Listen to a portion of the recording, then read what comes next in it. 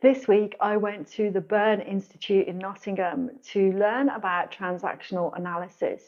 This is a popular form of psychology developed by Eric Berne, and it's had different models added to it over the years, which has given people a system to look at how they interact with themselves and also how they interact with other people.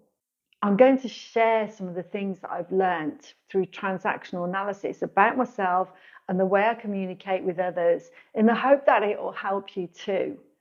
The way I came across transactional analysis is when my father died. I was in a place of real despair. I didn't know how to process the grief, and I contacted a counsellor in the hope that he would help me process this grief. My counselling went on for a year. The sessions were online, and the counsellor that I chose was experienced in transactional analysis. And in that time, I learned so much stuff about myself and the way that I communicate with myself, with my internal dialogue, and with others. And this enabled me to build myself up like a phoenix from ashes, really, because I'd sunk to such a low level. And I was able to determine some framework and some foundations of how to build myself up to be a better person, basically, to be the best version of myself. The first thing I'll talk about from my experience is the drama triangle. This model was developed in 1968 by Steve Cartman following the book that Eric Berne wrote about the games people play.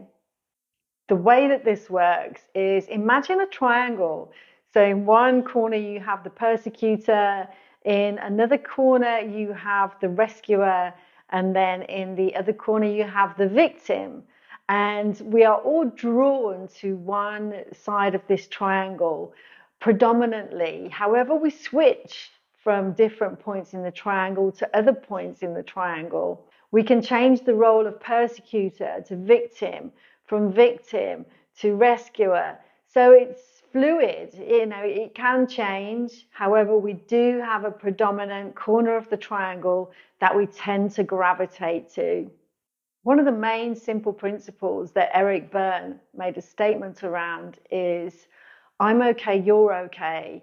And this is about a harmonious relationship. It's about seeing another person as an equal without thinking that you're better than them, without you feeling like they're superior.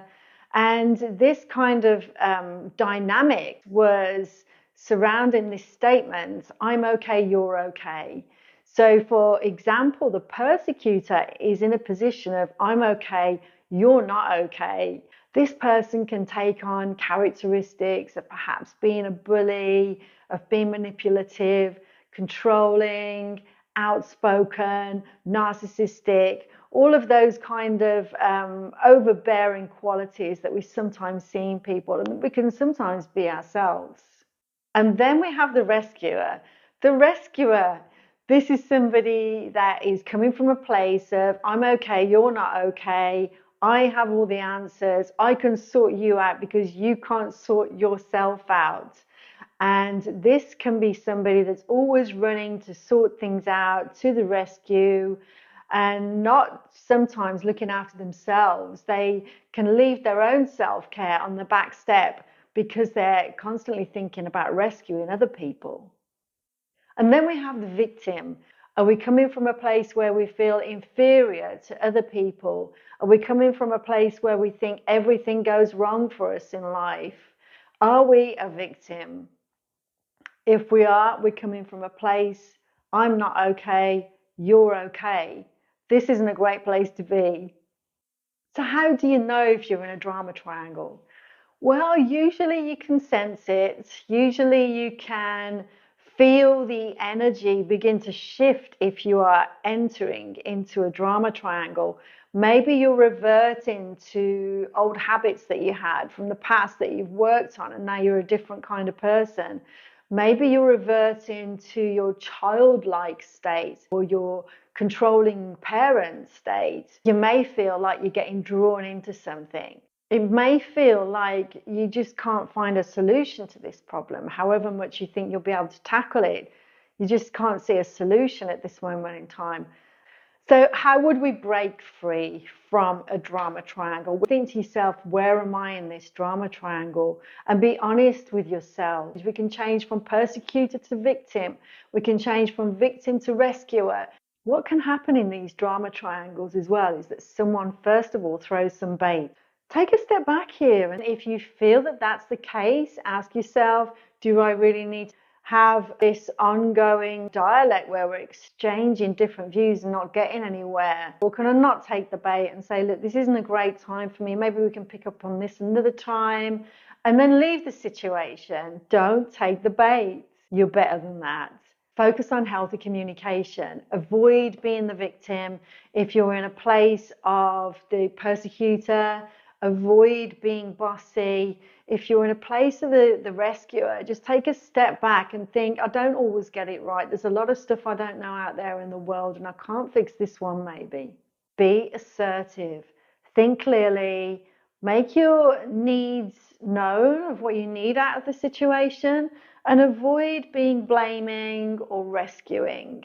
So that all sounds a little bit negative, doesn't it? However, there is a flip side of the triangle. There's something called the winner's triangle, and Steve Cartman introduced something called the compassion triangle, where we can look at the different dynamics of the drama triangle and reframe them into more of a positive way to look at people's behavior. So the first one, the persecutor, they can be good leaders, they can be people that make decisions, and they can also come from a place of I'm okay and you're okay. Same with the rescuer. They may take on those kind of traits where they feel they have to rescue somebody, and at some points they may know more than others. But there are a lot of things in life that we don't know about ourselves that other people can see, and also a lot of things that we just don't know that other people don't know. So we don't know everything, and we can't save everybody else's life, but we can help them from time to time.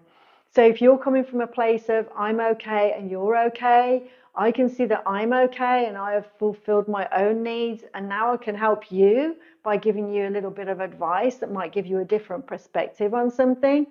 Then we're coming from a place of I'm okay and you're okay, and that's a healthy dynamic in a relationship. And if you're coming from the victim corner of the triangle, you can change victim into vulnerability.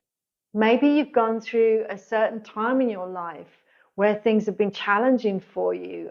Acknowledge the fact that you're feeling vulnerable, that you need a little bit of support at that time.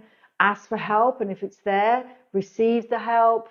And at the same time, then you're coming from an adult dynamic. The supporting adult says they're okay and that you're okay even though you need help, and you're coming from a place of vulnerability where you know that this is acceptable for what you've gone through or what you're going through at this moment in time. So you're able to say I'm okay, and also be able to say they're okay too without putting them on a pedestal. I'm sure you'd help anybody else out in their time of need too. So the drama triangle, it can be unhealthy, and it can keep us stuck in unhealthy patterns where we're going round and round without any resolution. And knowing about these behavior traits, which is normal human behavior, we're all human beings, can give us tools in the box to be able to form better and healthier relationships with other people. So see if this works for you. Maybe journal on this and see where you are at that point in the triangle. Reflect on any situations in the last few weeks where you've noticed that drama triangle. And when you notice it, see if you can avoid getting into certain situations. And also if you can come from a place of I'm okay and you're okay, wherever that other person is in the drama triangle. And simply saying, I'm okay, you're okay, can release a lot of drama that we can be carrying around with ourselves that simply doesn't help us. Have you ever been trapped in a drama triangle? I have, in a negative relationship where I was the victim And then I had the persecutor. I was complaining. I wasn't taking responsibility for where I was at that moment in time. And I was feeding the persecutor. I was feeding the persecutor to look at me and think, they're not okay. When you're younger, in your younger years, sometimes you can find yourself in these relationships with unhealthy dynamics. I just wish that we had a different school system that taught us about these things so that we were better equipped for things when they happen in our adult lives.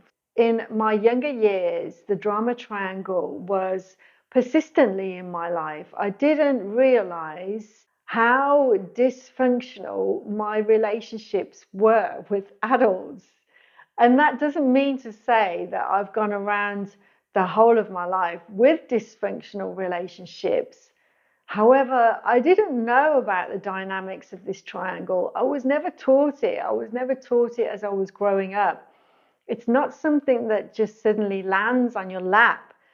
You can find yourself in this triangle, and then when somebody explains it to you, everything seems clear.